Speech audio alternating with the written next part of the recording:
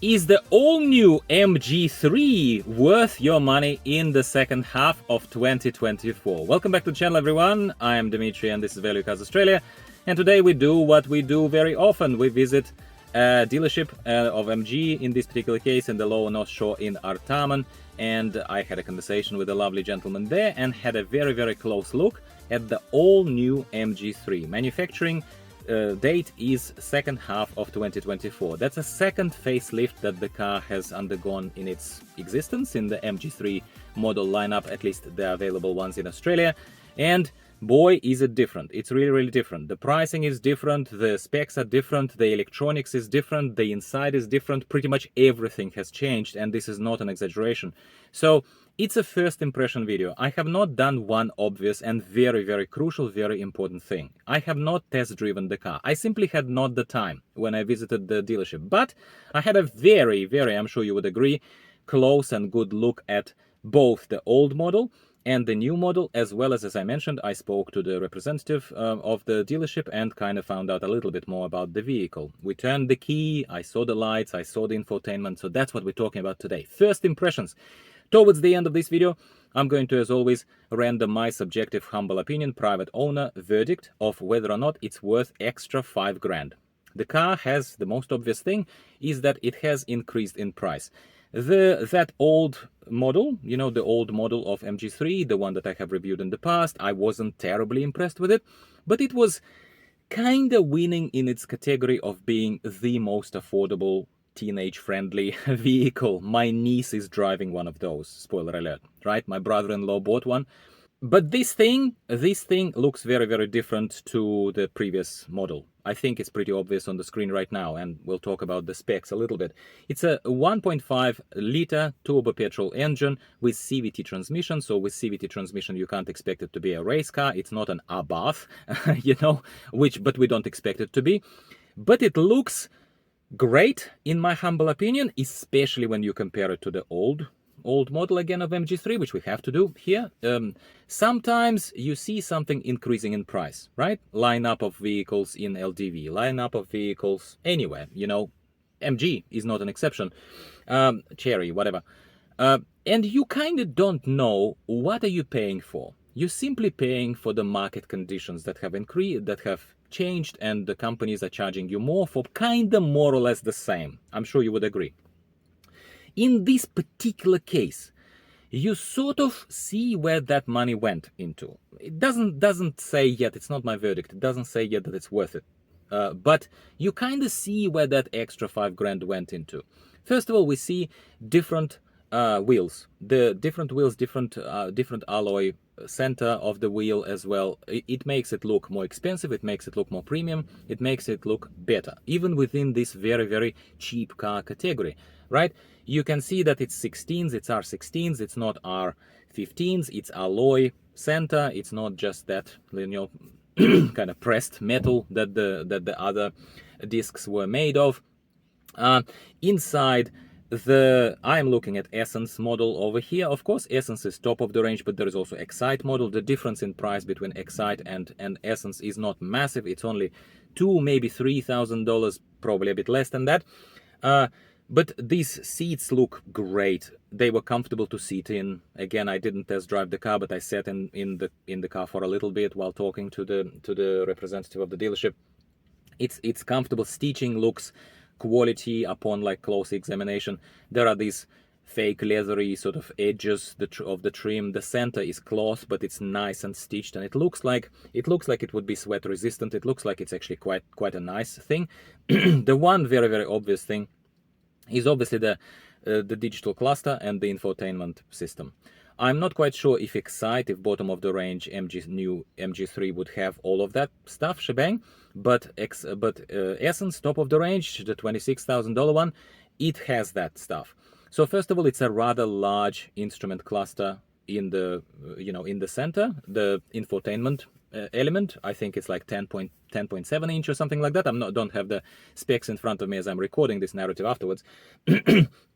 But the central instruments, the small central instruments, remind me very much so of the very optimized, kind of smaller, punchier, more useful, arguably, instruments cluster, digital instruments cluster of MG4 EV.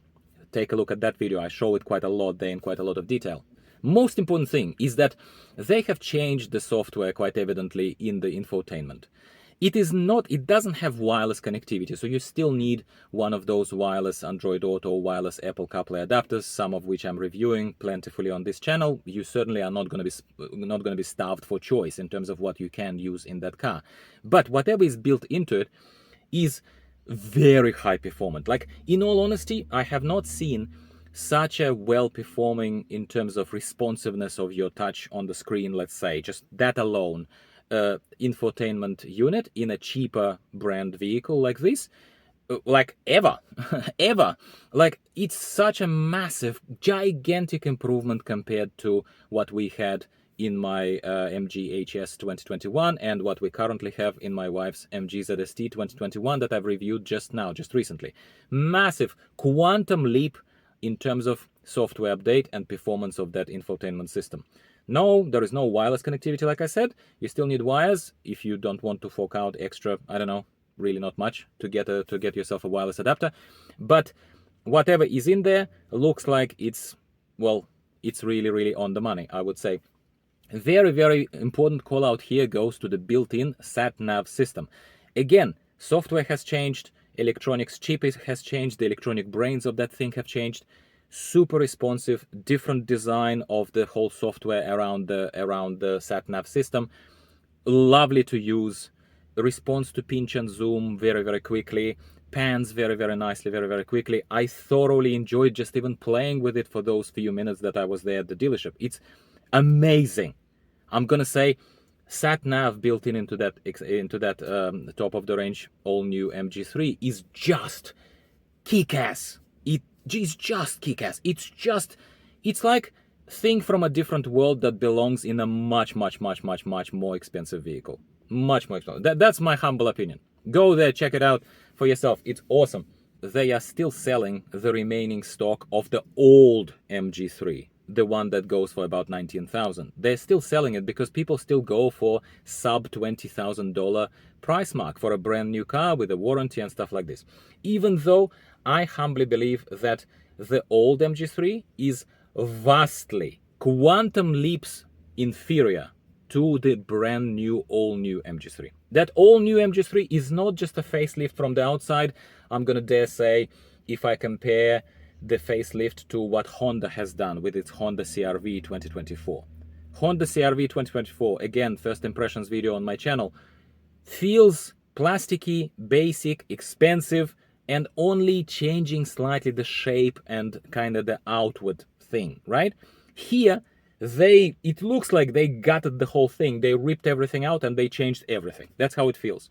Of course, like I said, again, the test drive is still on me, so to speak. So stay tuned if you're a potential MG buyer, or if your car is coming up to 3 years and you think, well, 3 years is sensible to still sell the car while it's still worth something before it like plummets in terms of diminishing of its value, perceived value on the used car market.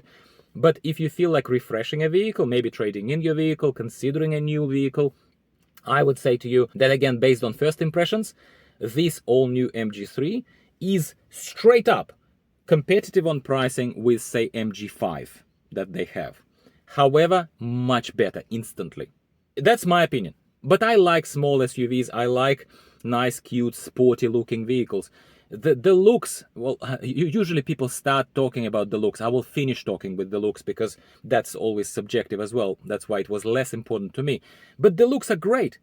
The wheels look great, instantly make it look less dingy, make it look like just a small but like solid, nice, cool vehicle for the city. The design of it, the shape of it, reminds me, I don't know, it reminds me of BYD a tiny bit, maybe, even, which is obviously a higher, more kind of premium perception of the brand and how they design their vehicles compared to at least the old version of MG3. The electronics, if it's anything to go by, even without driving the car, is high performing, is really, really nice. And now the elephant in the room. Yes, it's $5,000 more expensive. What's $5,000 Australian? What's $5,000 Australian? No, it's not nothing. It's not nothing. It's something. However, let's think about it smartly from the perspective of, Is it $5,000 extra on a $70,000 car? Or is it $5,000 extra on a $19,000 car? Do you know where I'm going with this? It's percentage of the price increase. So if we're talking about $70,000 car, I would dare say if you have money for a $70,000 car and you see something that's significantly better for $5,000 extra, you will pay it. And you will probably not even substantially notice it with all the tax, with all the other kind of things that we pay here in Australia, right? But if your budget is tight and you're trying to buy yourself a car under 20 grand, and here is a much better vehicle, I already said it, but it's 26 plus, maybe, yeah? You might pause and think, hey, that's quite a bit more expensive. Quite a bit more expensive. It's a quarter. It's a 25% price increase based on, like, compared to the previous model. I will be the first guy who will say to you, in that condition, considering your potential budget, it's a substantial increase. But is it better and is it worth it? And my opinion, humbly, is yes. Absolutely. It is one of those situations where, mate, say you are a student or you are a family that needs a second vehicle and you just decided for yourself that, look, I can scrape 20 grand. Mate, you would be getting something for 20 grand, for 19, if you had still one of those remaining ones in stock. Let's say you went for the old MG3 as opposed to the new MG3. Yes, you save 5 grand and you can get the car probably right now if it's in stock, but it's so much worse, and I can say it even without test driving the vehicle. So much worse that you would be much better off either looking deeper in your pocket if you have the money and you're just buying a car for your kids and spend extra 5, and it would be a much better vehicle for them. Or if you're a student, mate, work for a little bit longer, whatever you do for a job, yeah? Get a job if you're just sitting in your mom's basement. I'm all too familiar, unfortunately, with that kind of situation. And please spend a tiny bit more, or consider seriously spending a tiny bit more, and get yourself a vastly better vehicle. Vastly better vehicle. Final thing, I'll wrap up with this. If you just go to the website of MG right now, you will see that they're still advertising the old MG3. Old one, old model. I have no idea what the hell are they doing in Australia. They are doing themselves a disservice. They should be right now already updating their website and tooting everywhere that the new, all new MG3 is already at the dealerships. It's not even coming. It's already there, mate. And they are still advertising the old one. I know they want to sell out the runaway stock, but okay, put both. Say, hey, got a bit of extra money and want to live in the future rather than in the past? Buy a new one. Really scraping for money and for some reason Dimitri hasn't convinced you? Take the old one. No problem. No skin off their nose. They need to get rid of that stock anyway. Anyway, my friends, first impressions, emotional as always, comes from the heart, unscripted as always. I'm really a fan of that little car. I am a fan of that little car. Has it become proportionately substantially more expensive? Yes, absolutely. But is it worth to spend that extra and get yourself a vastly better vehicle that you will enjoy driving potentially, and that will last you a lot longer in terms of into the future? If you want to sell it in 3 years, 5 years, it will still look like that new car rather than something ancient that you're trying to resell. I think absolutely value for money, even without test driving it. And final thing, why am I so convinced even without test driving it? Very simply. Because I did not like the test drive of the first one. So if the new one, the all new one, drives exactly the same, uninspiringly, dry throat, uninspiringly like the old version did, if there is no improvement to the driving experience, it's still a winning vehicle. That's why, my friends. But considering that 3-4 years have passed since the vehicle was redesigned compared to the previous model, considering that they had a barrage of criticism and everything else that hit MG3 very deservingly in terms of what I said to you, that what other outlets have said to you, I think it would be a brain-dead decision that MG surely have not done to not improve anything about the driving performance of this vehicle. So my forward-looking bet, is that absolutely it would have an improved driving experience, as well as everything else about it that I just talked to you about and showed you on the screen. But we're gonna do it. We're gonna do the test drive. If you're still an MG owner or potential MG owner, mate, stay subscribed. This channel is still about value cars in Australia, and this is one of them. Hands down. Give the video a like before you go, and goodbye for now.